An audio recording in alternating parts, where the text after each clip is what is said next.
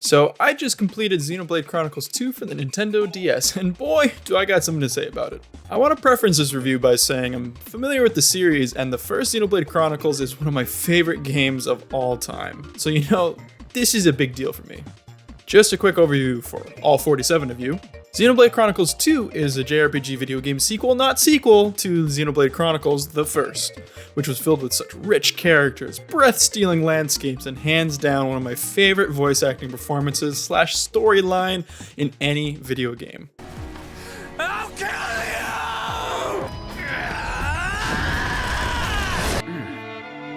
This is great. It tastes so good. I used some special herbs and spices today. The same can't be said so much for its long-ish awaited sequel that dropped in 2017. Now, was this the game that was going to explode my brain cells with euphoric goop? Or just be another experience leaving me hungry for something more like pizza? Okay, so let's start to break down the game from the beginning. The game stars a dumpy frumpy boy named Rex, whose parents are dead, but it's okay, he lives on his uncle dragon, so it's all good. They both live in the Marshmallow Kingdom of Alrest, where there are mighty titans that everyone lives on, and a sea so dense with vape clouds, you can hardly notice the remains of the dead. Rex's main quest is to dumpster dive his way through life in hopes of finding his next meal and a way to Elysium, a paradise away from all the hard works in life, with his aforementioned best horse dragon uncle, Gramps. Wait, how does that work? Genetically? Anyways. The whole thing kicks off when Rex is hired by these anime-looking boys and Catgirl to salvage a very important, very powerful artifact called the Aegis, which is not related to the act of disliking the old folks. But this ends up being a sword-looking lady named Pyra. Then the anime crew wants the nice sword lady for their collection, and Rex gets retired from this world by dying. But thankfully, the nice fire lady decides she likes those sweet Mickey Mouse pants on Rex and proceeds to share half of her Toblerone jewel with him to bring him back home from the dead. But only if he takes her up this really big tree to paradise where she is from, which is called Elysium. Elysium. Thus, with his HP bar back to half, the zany adventures of Rex and Pyra begin. Meeting along the way characters such as the cat from before. Oh hey. Ricky, Tora, the cute one. How may I be of service, master? The hot one. I speak not but historical fact. The protagonist, Or the Seekinator! Make your mind up. kooky blade counterparts, and of course a plethora of waifus to pick and choose to fight for. Now, the game's story is such a big mess. It swings wildly between campy, fun, haha times. You've got a lot of nerve, you one-eyed monster. Nia, you do know one-eyed monster usually means... Huh? Means what? It's, to seriously tones and topics in which people just straight up die, with such poetic speeches in their last moments to topple the mighty PhD Dr. Seuss. Just go, Rex! Remember to fight your war! Ah, truly the heavens must have blessed us that Mick, please shut up. okay. It was hard, to say the least, to connect to any of these characters. I'm not saying I hated any of them, but I feel the main party was not explored dynamically enough beyond their initial joining of the group and story. The villains didn't fare too much better either. Now I say that knowing there are a lot of little moments here and there to which they explore their own sense of self, but damn, literally at the end of the game one of the characters goes, "Man, I wonder what I'm gonna do with my life." As if there's more time to develop her character. Lady, sit down. Pyra be dying out here.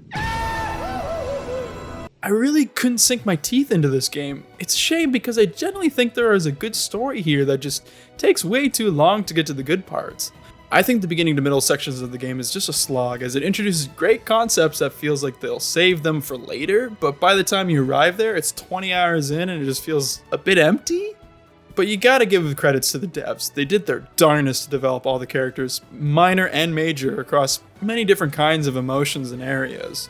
All in all, I will say they did add in some decent character development. Let's continue on. Gameplay-wise, the game does fine. I prefer the more linear style of Xenoblade Chronicles 1, with its simple fun crafting and genuinely great cast of characters to play from. But with this game, it does a good job of creating opportunities to hate or love it. At its core, it's the genius joint ideas of what if Pokemon was fought with people instead of cute animals, and what if those people were cute anime girls. Okay, quick rundown of all the mechanics. 3, 2, 1, go. You can bonk enemies by just running into them. Also, you can do extra ouchie damage / buffs by using something called arts that recharge through the power of friendship and time, with weaknesses to certain types and immunities to others. Sound familiar? You can run around the world and pick a fight with anyone, or reenact your favorite Jurassic Park scene, or go and see a lifelike Donkey Kong. Donkey Kong is here. Field skills, hidden treasures and places, skill trees, pastries, you name it, the game's got it. Oof, goddamn, there's so much happening in this game. I think there's a huge gap between what you can do in-game and what the game tells you about its mechanics. I mean, look at the mess of the menu that is the characters, items, and abilities menu. That just has random facts about nothing. It took me almost half the game to really understand the battle system, a fault of my own, but there should have been a lot more emphasis on core mechanics to advanced ones in the beginning chapters. Now, a way to get stronger in the game is to gather core crystals from enemies, chests, and quests, so you may unlock more blades, which act like your party members in the game. This will help you gain access to more areas by using them more in battle to level them up. Unlocking blades is a lot like gachapons, in how you never really know what you're getting when you're opening a core crystal. One time it might be this awesome cinematic for a killer Beyblade. I see what you did there. And other times it's just jazz from Transformers. By the way, if you don't know what gachapon is, let me just explain it real quick. They're usually a vending machine dispensary that gives out capsule toys. By nature, they're a blind purchase. You insert coins and hope to get the toys you know is your Nakame. It may quickly become frustrating, as one of the many risks of gachapon is that you could end up getting the same item over and over and over and over and over and over. So it's fun. With that, we shall continue. I still prefer the first game's combat, as I felt it had more of a natural flow and progression and optimization. I think this game could have surpassed Xeno 1 in combat because it did something a sequel should do. Change up the system but keep central parts to keep it familiar, then add a bunch of flashy fighting moves and Pokemon-esque elemental charts, and with each enemy and blades attached to it, all on paper it looked cha-cha real good. Again, it just fell short in explaining how to do anything that would be helpful in the tough fights. The first half there is not too much trouble other than getting used to driver combos and element blade combos, but hot damn, the game gets real mad and smacks you so far down that you need 2 whole weeks of physical rehab just to walk away. I really love the field skills. Each blade had their own set of field skills that allowed them to interact with the world for getting items or to different locations out of reach. This made leveling up your Pokeblades to max feel so accomplishing, so you could pillage that sweet, sweet loot. Honestly, coming across a field skill blocker made me feel like I was unable to go into what looked like the coolest party I was never invited to. Also, I will say that I didn't mind the gachapon style of getting new blades. It added a lot of fun to having over 99 crystals and sifting through them, waiting for some lady to show up, or, maybe just not fire blades. Let's just not do that. Near the ending of the game, I didn't mind this mechanic of endless RNG, but man, in the first half of the game, it was tedious. I was struggling to find the right blades who had the abilities I needed to traverse some of the mandatory skill checks. Later on, I really got into this idea, but it made the game screech to a halt, and I felt like a duck just lazing around dodging the IRS. You're supposed to be doing your taxes, Mr. Duck. Quack. Back to the story and bad villains which are bad.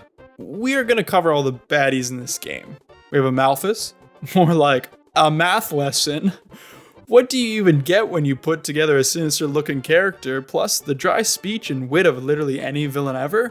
Well, a really not great bad guy. We got Gin and Tonic. We got the Scooby Gang.